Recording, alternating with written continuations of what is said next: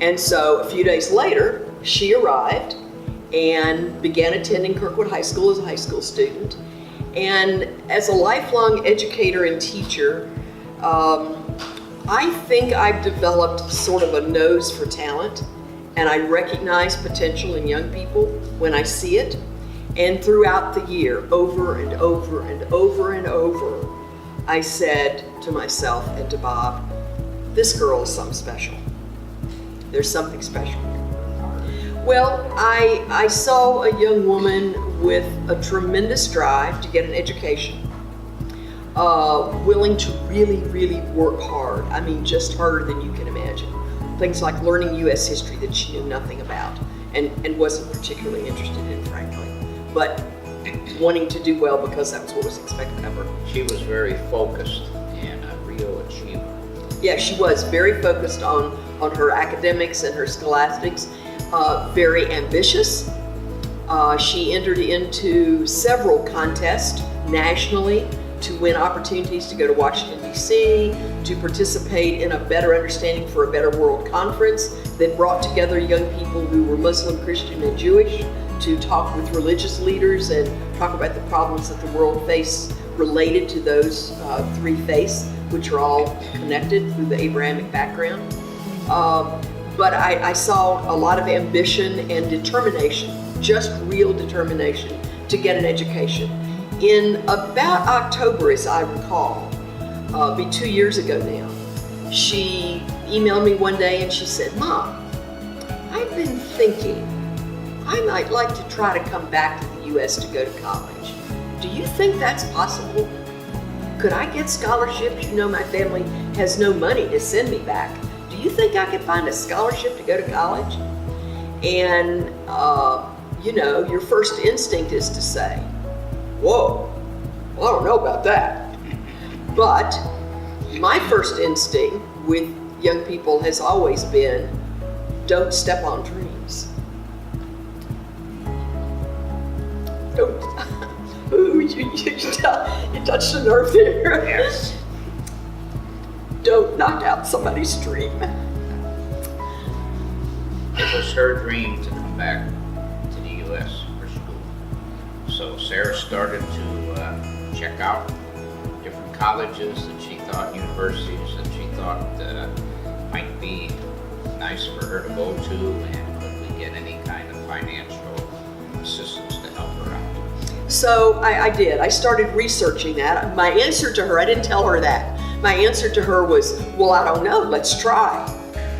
So one of the biggest reasons that I wanted to come to US was that I wanted to tell people, I wanted to show them, actually not even tell them, that not every Pakistani is a terrorist, because I feel like that's the first impression of everyone is here. Like, you have Taliban, how's that going? You have bomb attacks, how's that going? That's the first question I'm being asked, and which is not the only thing about Pakistan. Pakistan have so much more. Pakistan have a beautiful culture. It has so many languages that you can learn and learn about the culture and the religion that's there. So I wanted that was the first thing I wanted to come. I wanted to show them, hey, this is not how it is. Don't trust media. Don't believe what media says. That's not all there is. And other than that, my mom, she never got education because of the family background she came from, and she kind of put her dream into me. She was like, hey, take this and you do it for me, because I know you can do it. I know, and show everyone in your family that women are not only meant to be at home making food. They can do much more than that, because she herself, after my dad died, she had nothing. Like, she had no support. She had no financial support, nothing at all. She on her own went ahead and went back to high school and finished high school in order to get a job. And she literally sacrificed her whole life for us, for her 3 children.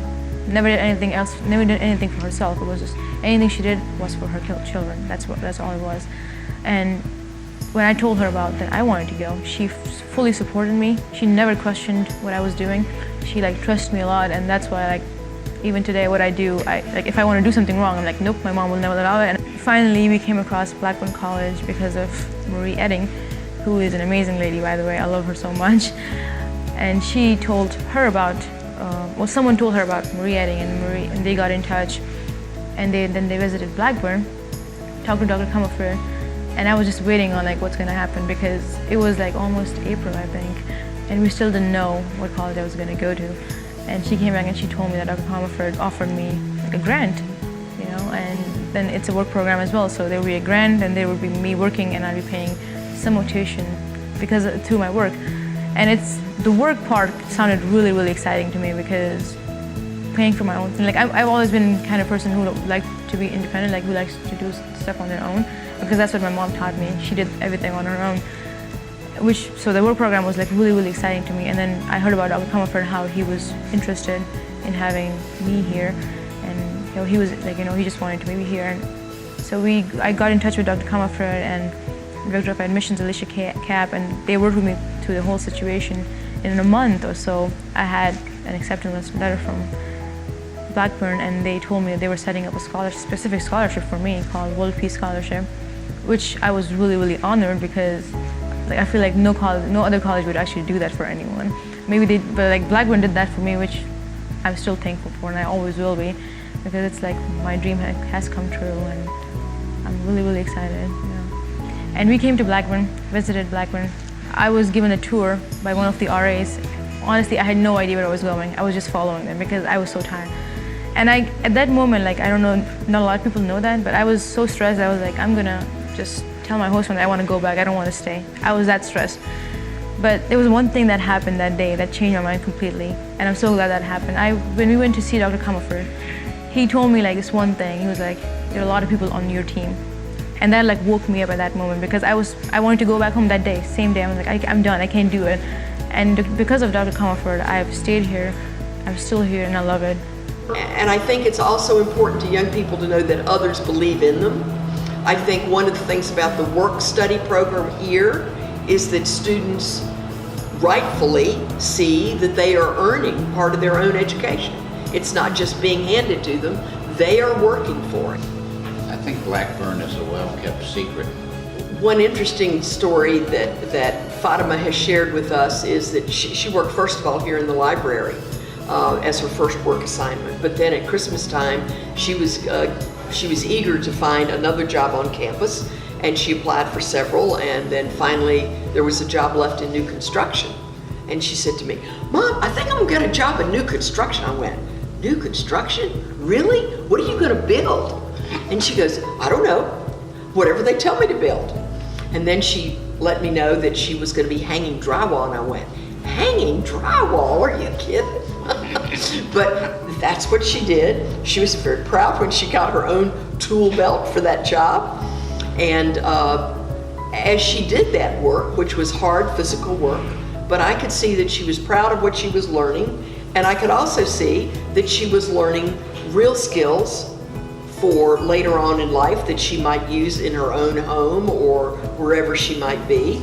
And now as she's moved to a different department and a different job, I can see that there are many, many aspects of the work. I mean, just the most basic skills such as show up on time, know that when you're at work, you're at work.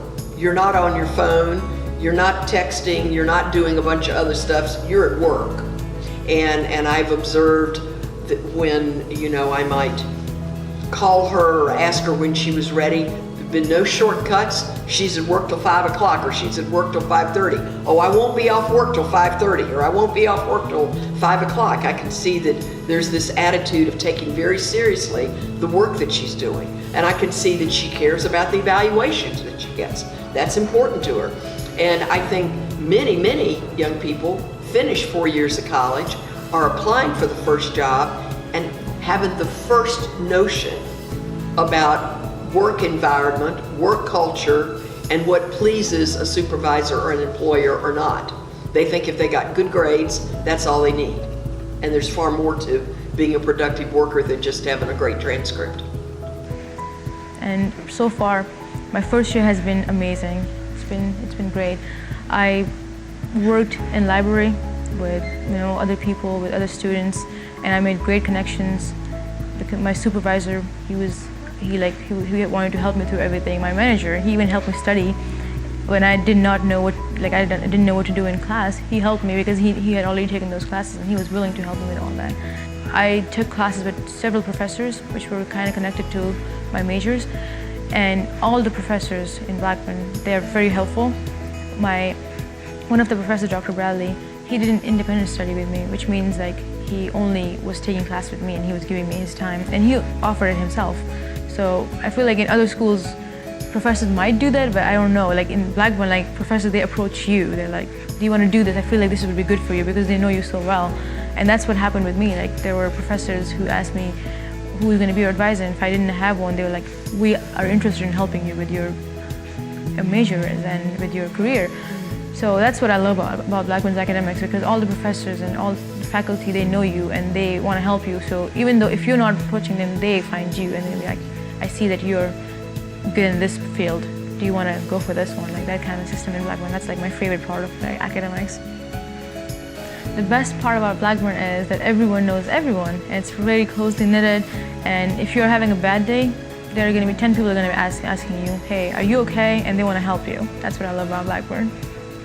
Well, I believe that anytime there is a young person who has a dream, a desire, an ambition, a yearning to get higher education, and they can't do it on their own, that any individual, as small as it is to as large as it is, I mean, this particular scholarship fund and any scholarship fund benefits from a donation of $25 or $50 or $250 or $2,500 or $25,000. It doesn't matter.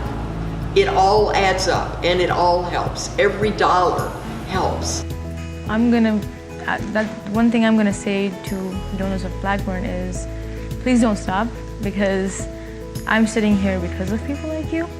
And if it wasn't for you guys, for you people, I would not have come to Blackburn. I would have still been back home, which wouldn't have been a bad thing, but this was my dream, and I'm living my dream because of people like you. So please keep going, and I know there are other people, there are other students who want to come to Blackburn, who want to, build their own dream and do what they want to do.